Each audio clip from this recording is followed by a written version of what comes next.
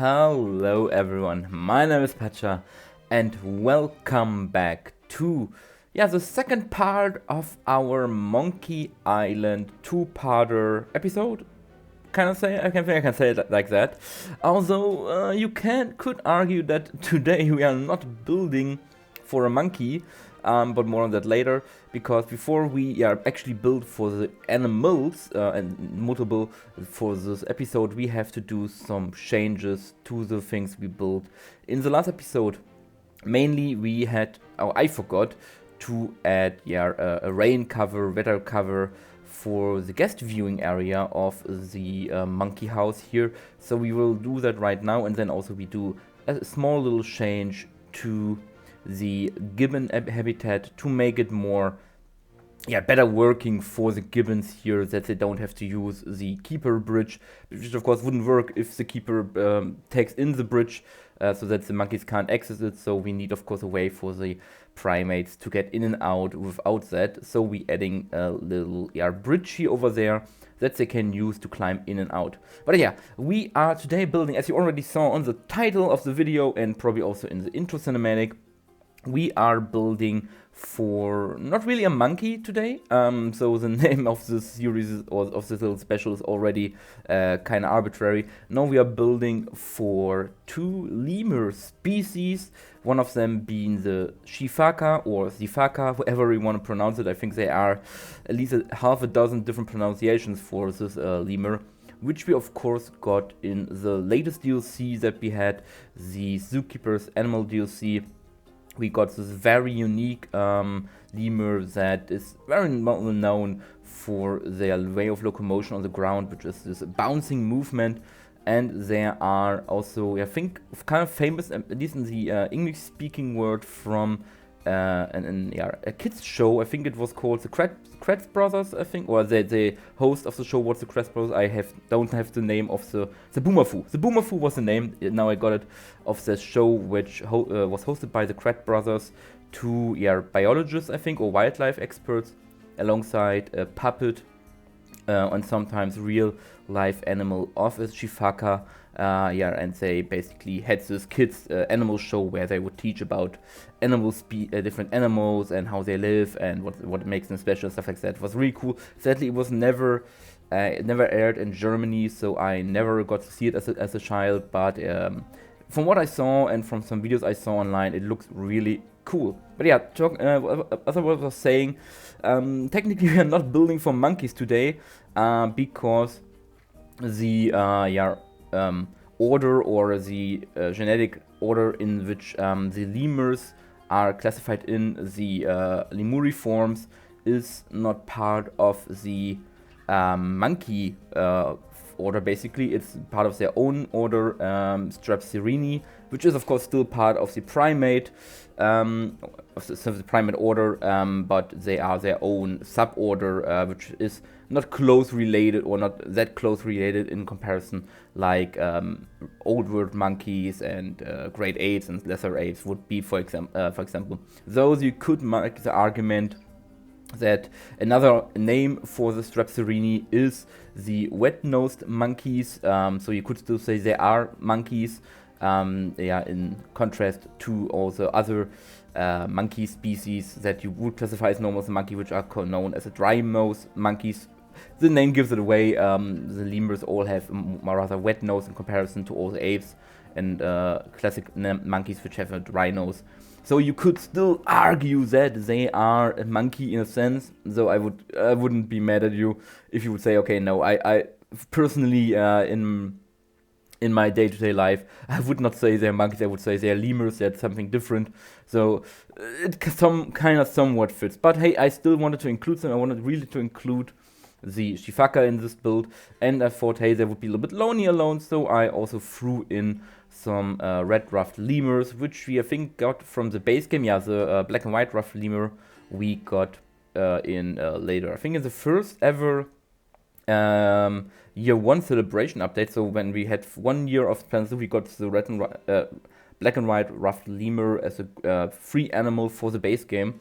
Was our first one, and So they are basically just a copy of the Red Ruffed Lemur. They look a little bit different, but I decided to go with the Red Ruffed one for a little bit of color differentiation between the Sifaka, which is mostly more brownish, white, and then we have this red lemur over here. And that's the same similar to the gibbons. They will be housed on their own little private island where they can enjoy the sun. So a little bit different, and you will see that in a moment, will be their climbing frames. So with the gibbons, we have a lot emphasis on a lot of ropes and things where they can brachiate around. So also we had a lot of extension into the water actually to make the habitat a little bit bigger. For the lemurs, since they're a little bit smaller and they don't need that much space, we focus more on sticks, on simpler climbing frames. And they will only have this island for their use, as well as, of course, the indoor area. Now, last week's video, I talked about that it might be a little bit controversial, the animal I have planned for the second island, and one member, amazing member, kind of guessed that the animal we would be housing in here would be the proboscis monkey, which of course is a little bit controversial to house in a European zoo, because they are, I think, only housed in one zoo in somewhere in Asia. I think I'm having Singapore Zoo in my head, but could be entirely wrong. Correct me if I'm. And yeah, so they would be a little controversial because they are not housed in Europe.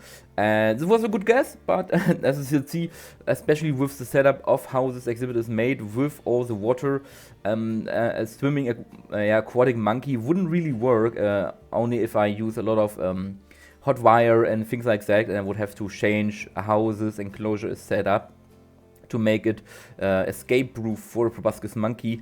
But there's another, I mean, it's less controversial, I think, like as than a proboscis monkey, but still, I haven't seen, I mean, first of all, Sifakas aren't really that common in Europe. I think there are only, or at least from what I know, there have been only 2 zoos in Germany that house them, one being, I think, Cologne Zoo, and other being Tierpark Berlin, which is also where I saw them myself for the first time in their ape house, or their primate house. I saw the Sifaka for the first time back then, not knowing how rare they actually are. And I think these 2 zoos, so Cologne and Berlin, are also the starting point for a group, for a breeding group of Sifakas here in Europe. And once they have bred enough new animals, they will then contribute them to other European zoos to further spread out the gene pool and to further widespread the Sifaka. I don't know how well or how widespread they are in North America. I don't think they're also that common there, because Sifaka itself is a pretty rare lemur to have in zoos in general, I would say, but which is a shame because they are highly under conservation efforts, because their numbers dwindle every day because of course, habitat destruction. They are also hunted for what is called bushmeat in the native island of Madagascar, so they need a lot of protection and reproduction efforts for them for the numbers to keep stable. So this was one point where I thought it would be a little controversial to have the Sifaka here. The other was that that I've heard that Sifakas don't do very well in close contact to humans, because they can catch diseases and stuff like that very easily. So keepers have also always have to protect the Sifakas from catching diseases and stuff like that. And then I thought, okay, maybe this is an open island. Mostly I think you can't have, for example, Sifakas in a walkthrough exhibit, or it doesn't work as well. So usually keeps them closed in behind glass and stuff like that to keep them away from humans. And then I thought, okay, we have the indoor area is enclosed. The indoor area has no contact to the visitors, and then this island is pretty far away from the visitors, so they also can't catch any diseases from there. I don't know, it felt a little bit controversial to have the Sifaka here after all I heard, but maybe it could work with how it's set up, with the island here being pretty isolated from the rest of the visitor area, and then having the indoor area enclosed. But this is already it for the Sifaka and Lemur Island over here. We're finishing basically up the Monkey Islands, but because I thought this would be a really pretty short video, I decided to do something more, and that is to build some aviaries. I don't know who said it. I think One of my viewers a couple of videos ago asked me if I would also include some aviaries into this zoo, because they are pretty normal for these types of classical zoos to have aviaries, and there have been old aviaries, of course, in older zoos all the time. Birds are pretty easy to keep sometimes, so it's a no-brainer to have some aviaries. And of course, we will have aviaries, some very classical aviaries, in fact.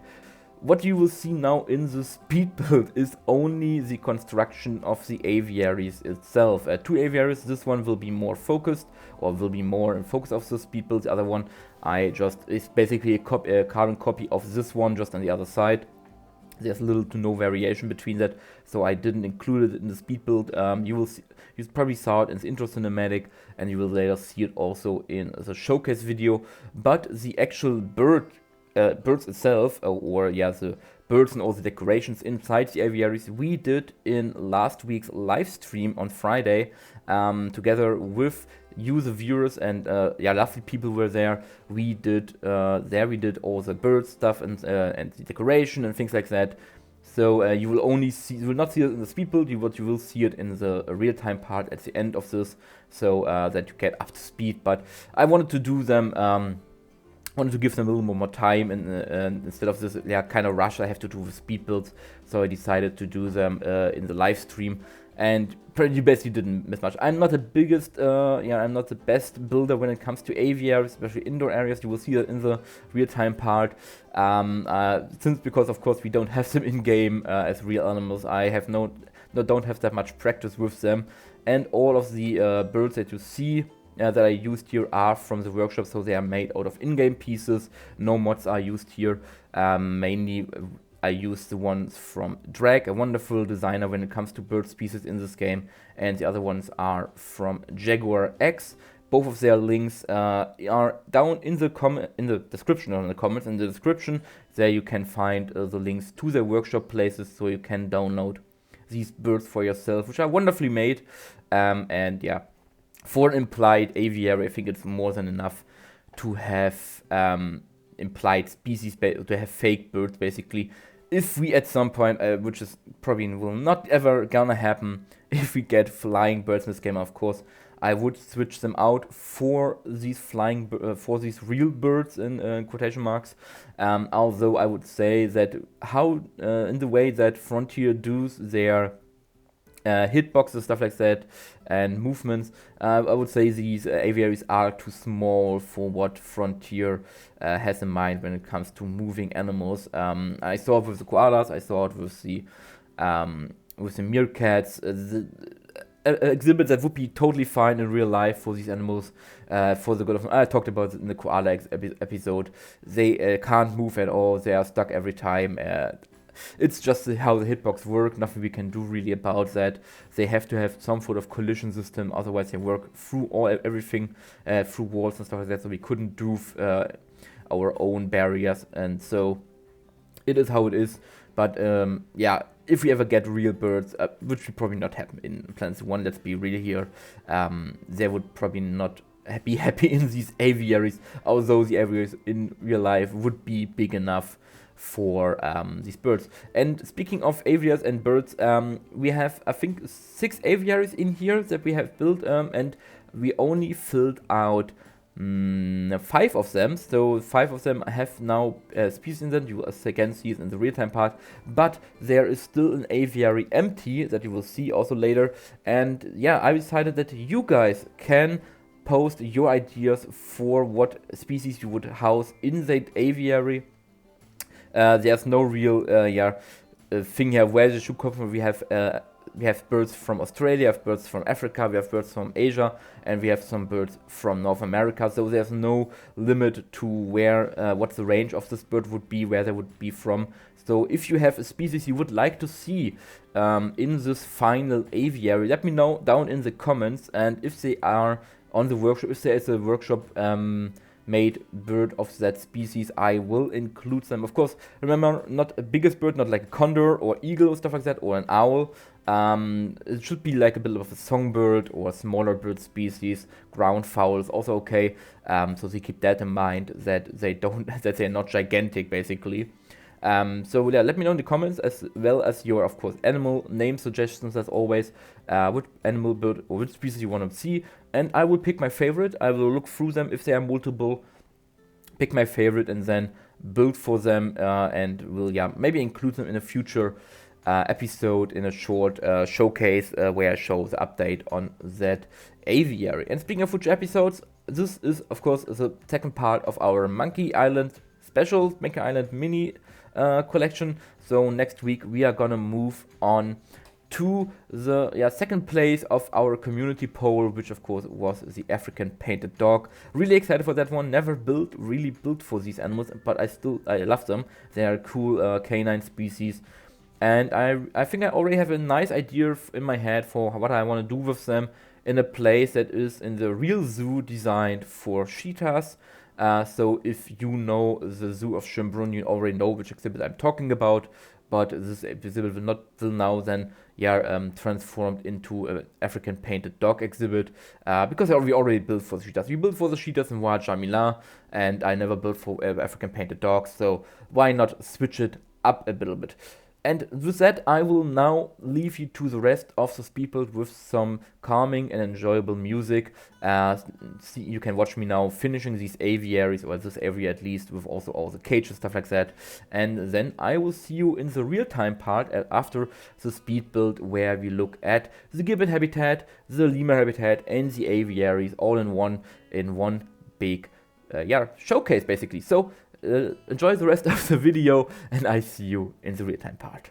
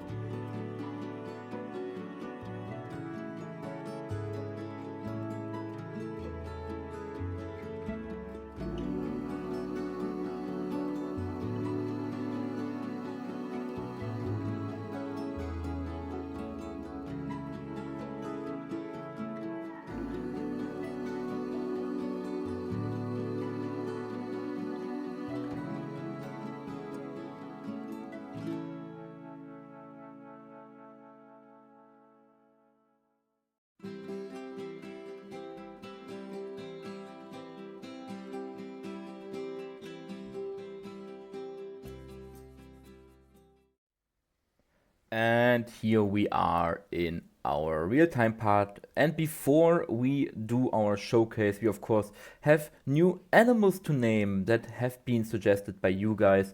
And the first one comes from that Aussie bloke who left a wonderful comment, and they asked if we could name the male Takin Atlas after the Greek titan who holds the world. And I think that's a nice name. It also is a little bit, reminds me of the Atlas Mountains, which are in Russia and Asia, things like that in that region. So kind of fitting also for a mountain animal to name after a mountain range and a god who holds the earth. And the second one comes again by Lisa Belfast 89, who asked if we could, one of the female Lar Gibbons, an animal from the last episode, if you could name her female Lar Gibbon Kitty, who was apparently a real Lar Gibbon in the Monkey World, a zoo in the UK. And of course, it's a cute little name, so we name her Kitty, not Kitty Plus, we name her Kitty, suggested by Lisa Belfast. And with that out of the way, we can start our little tour. Everything we start in front of here, the least exciting side of that whole new area. Let's drop down, let's start the game. And here we are now, on this rather empty field. Over there is the South Africa house with the meerkats, and in the middle there of course is our pavilion, and here's a lot of building stuff that I have lying around. But here are basically the other sides of the aviaries. Some are empty, for example this one, which is the one you can fill in with your suggestions. So these are the aviaries from this side, the indoor areas for the aviaries. I see this arrow over here with the glass. I have to fix that in after this video, so it will be fixed for the next episode. But yeah, these are all the indoor areas. I will go through them a little bit quickly. As I said, I'm not very good with making indoor areas for birds, as I have not that much experience. But if we get maybe in a plan too, if we get birds, then maybe this will change. So, and before we go to our monkey islands, you of course have to look from the other side. And I was clever enough to write down all the names of the birds that we have in here. Here we have two different Turaco species, the Livingston's Turaco and the Violet Turaco, made by, I think, Jaguar X.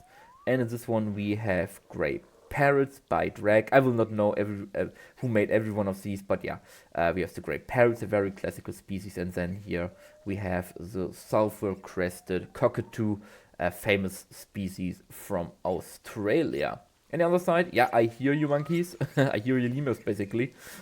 We have some North American representative with the blue jay over here and the red cardinal, one hiding in the vines over here.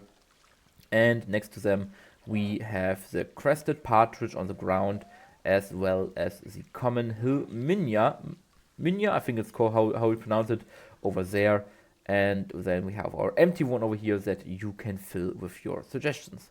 But yeah, let's go over to our monkey islands. I think we go from here. We go this way around. And first of course, we have the one from this episode with the Red Ruffed Lemur, as well as the Sifaka. You can see them running around over here, a little bit hidden in the foliage. Lovely small island. Yeah, it feels closer than it actually is. I think this. Okay, these are actually 4 meters to either side, so there is enough space. Yeah, you can get really up close to the Sifaka over here. And there you see them hopping around and doing whatever animals do in this game when they are climbing, this being a little bit bugged out. But yeah, here you can see our Sifaka family. I think we have 4 Sifakas in here and 4 Red Ruffed Lemurs, so there's a lot of new names you can give to these animals. It's nice to see that they use all the climbing frames. And on this side, as you can already see in the background, we have our Lar Gibbon family with 4 Lar Gibbons, and you can hear them because of their group call. 2 of them are on the ground. One is climbing up, I don't know where the 4th one is. They are pretty well hidden. They are smaller than I thought. They always look bigger in real life. When I saw them in real life here, they looked much bigger.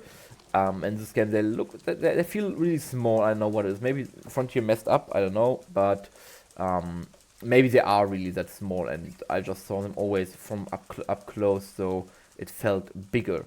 Yeah, nothing on this side yet, just a lot of stuff, and then there are some backstage stuff, backstage areas I did in a live stream once.